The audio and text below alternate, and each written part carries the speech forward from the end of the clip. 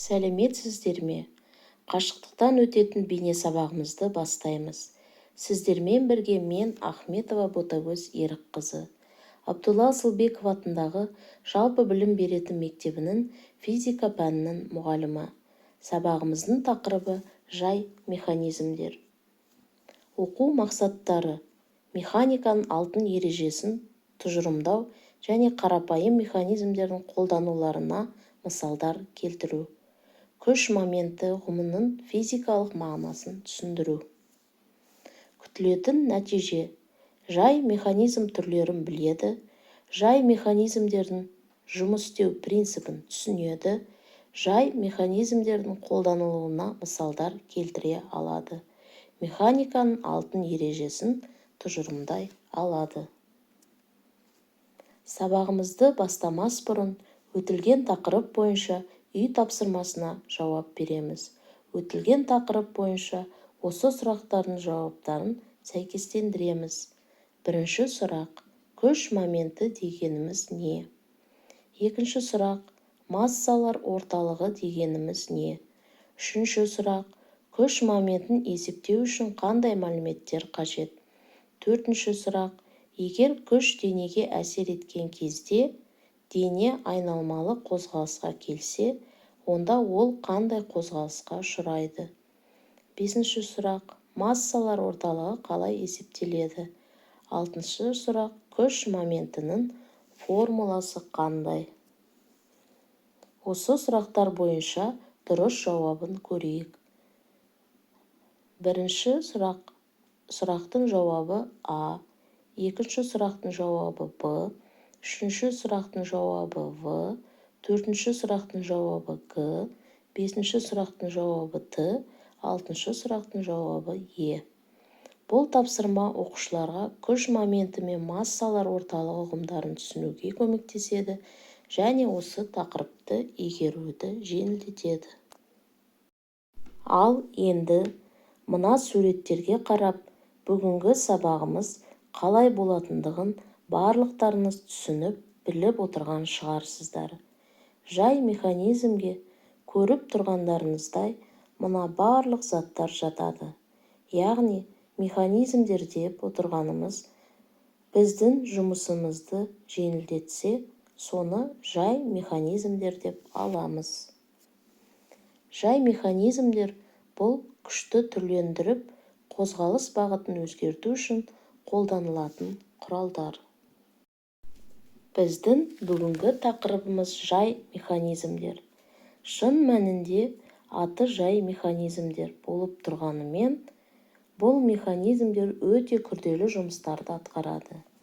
Ерте заманның өзінде әлемге әйгілі, әлемнің 7 кереметі болып саналатын Мысыр пирамидаларымыз салу кезінде қазіргі замандағындай дамыған технологияда, техникада болмаған кезде адамдар осы иіндіктерді пайдаланып отырып, ауыр тастарды көтеріп, әдемі пирамидаларды тұрғызған екен. Демек, жай механизмдер ерте заманнан бері қолданылып келе жатыр. Дәлірек айтсақ, Архимед өзінің заманында маған тірек нүктесін беріңіз, мен жерді де орнынан қозғаймын деген. Өте көптеген механизмдердің түрлерін жасаған. Иіндік жылжымалы және жылжымайтын блоктарды адамдар құрылыста ерте заманнан бастап қолдана бастады. Адамның жәрдемшісі: біздің дәуірімізге дейінгі заманда адамдар өз еңбектерін жеңілдету үшін әртүрлі механизмдерді қолданған. Сол механизмдердің көмегімен адамның күшінен бірнеше есе артық күш алып отырған. 3000 жыл бұрын ежелгі Египеттегі пирамидаларды салу үшін қажетті тас плиталарды орнынан жылжытып, жоғары көтеру үшін жай механизмдерді қолданған. Жай механизмдер бізде 3 түрге бөлінеді: көлбеу жазықтық, иіндік және блок. Көлбеу жазықтық бізде сына және бұранда, блок бізде жылжымайтын және жылжымалы блок болып екіге бөлінеді. Біз өмірлік тәжірибеден білеміз. Адамдар ауыр жүктерді орнынан қозғалта алмайды. Себебі оның түсіретін күші дененің ауырлық күшінен аз болғандықтан дене орнынан қозғалмайды. Бірақ ендіктің ұзын иін арқылы көтеруге болады. Ендік қозғалмайтын тіреудің маңайында айнала алатын кез келген дене. Ал ендік бізде механиканың алтын ережесі дегеніміз, егер күштен неше есе ұтыс алсақ, соншама есе орын ауыстырудан ұтыламыз. Ал егер орын ауыстырудан ұтсақ, күштен сонша есе ұтыламыз. Ешқандай жай механизм екі жақтан да ұтыс бере алмайды. Яғни, тек қана бір жақтан ұтыламыз. Яғни, мына суреттен көріп тұрғанымыздай, біз орын ауыстырудан ұтылдық, нәтижесінде күштен ұттық деген сөз. Блок дегеніміз өз өзінің төңірегінен айнала алатын, шетінде науасы бар доңғалақ тегершік. Блок ауыр заттарды көтеруді жеңілдететін жай механизм. Ол дөңгелек пен жіптен тұрады. Жіп дөңгелектің ішімен өтеді, ал дөңгелек айналады. Блок күш бағытын өзгертуге немесе күшті азайтуға көмектеседі. Блоктың негізгі түрлері. Бірінші, тұрақты блок. Бір орынға бекітіледі, қабырғаға немесе төбеге. Тек дөңгелегі айналады. Күш бағытын өзгертеді, бірақ күш мөлшерін өзгертпейді. Қозғалмалы блок. Блок жүкті бірге көтереді, күшті екі есе азайтады, бірақ арқанды көбірек тарту қажет.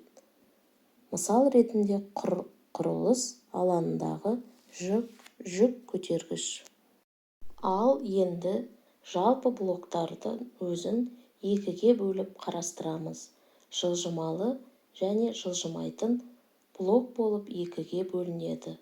Оларға жеке-жеке тоқталамыз қазір. Жылжымайтын блок. Жүк көтергенде айналу осі не жоғары, не төмен қозғалмайтын блок жылжымайтын блок деп аталады.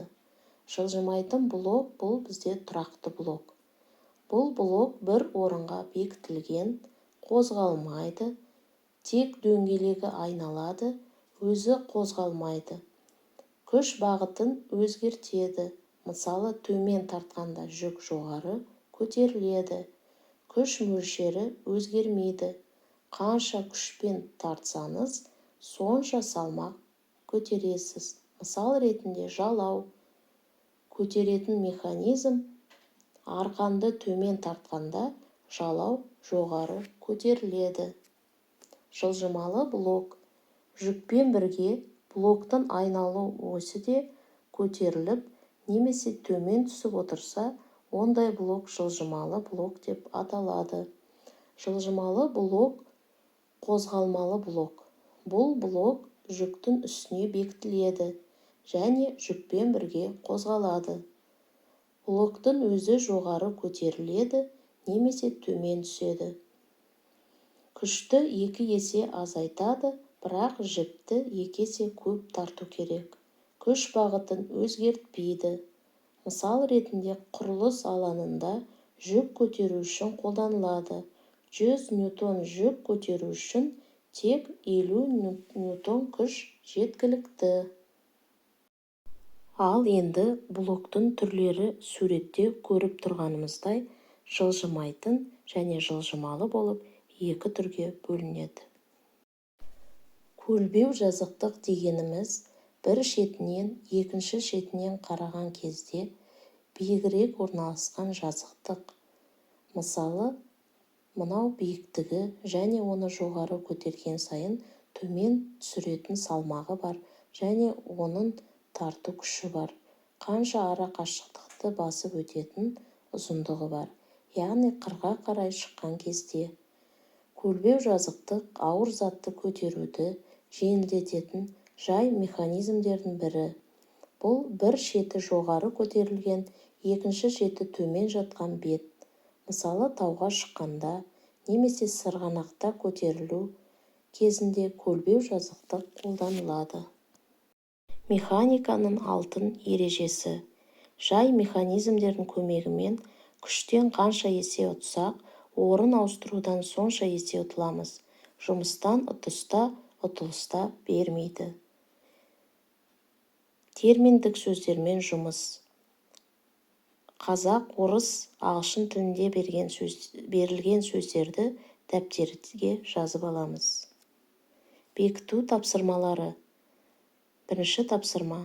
Ұзындығы 10 метр көлбеу жазықтық бойымен жүкті 5 метр биіктікке көтереді. Бұл кезде күштен. Екінші тапсырма. Ұзындығы 10 метр көлбеу жазықтық бойымен жүкті 5 метр биіктікке көтереді. Бұл кезде жолдан. Үшінші тапсырма. Ұзындығы 10 метр көлбеу жазықтық бойымен жүкті 5 метр биіктікке көтереді. Бұл кезде орын ауыстырудан. Балалар, енді мына есепті шығарып көрейік. Берілгені, иіндікте 4 см аралықта 4 ньютон күш түсірсе, иіндіктің 0,1 метр аралығында тепе-теңдікте болуы үшін А нүктесіне қандай күш түсіру керек? Дескриптор. Есептің берілгенін жаза алады, формуланы анықтайды, формуланы түрлендіреді, есептің мәнін табады.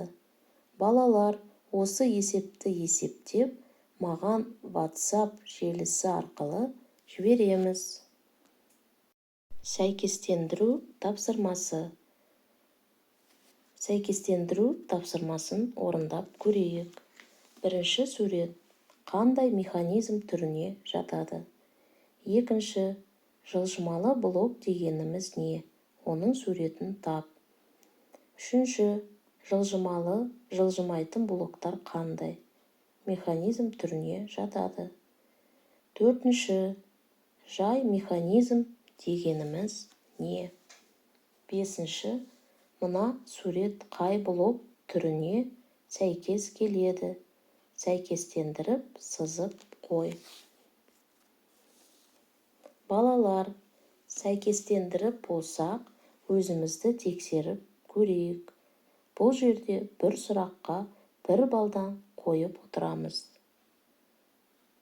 Бірінші сурет қандай механизм түріне жатады? Мұнда бірінші сурет бізде жауабы көлбеу жазықтық. Екінші сұрақ, жылжымалы блок дегеніміз не? Оның суретін тап. Екінші сұрақтың жауабы соңғы сурет көрсетілген. Үшінші сұрақ, жылжымалы, жылжымайтын блоктар қандай механизм түріне жатады? Блок түрлеріне жатады. Төртінші сұрақ, жай механизм дегеніміз не? Бізде жай механизм ережесі көрсетілген. Жауабы сол. Бесінші, мына сурет қай блок түріне сәйкес келеді? Сәйкестендіріп, сызып қой. Бесінші сұрақтың жауабы жылжымалы блок. Осы жауап бойынша дұрыс жауаптарыңызды тексересіздер. Балалар, бүгінгі сабақ бойынша кері байланыс беріп өтейік. Бәрін түсіндім. Әлі де көп білгім келеді. Көмекті қажет етемін. Деген суреттерді таңдап, маған кері байланысты WhatsApp желісі арқылы жібереміз. Сабағымыздың соңына да келіп қалдық. Үйге тапсырма 36-шы тақырыпты оқу және 5-6 жаттығудың 2-3 тапсырмасын дәптерде жазбаша орындаймыз. 160-161 бетте. Назарларыңызға рахмет, сау болыңыздар.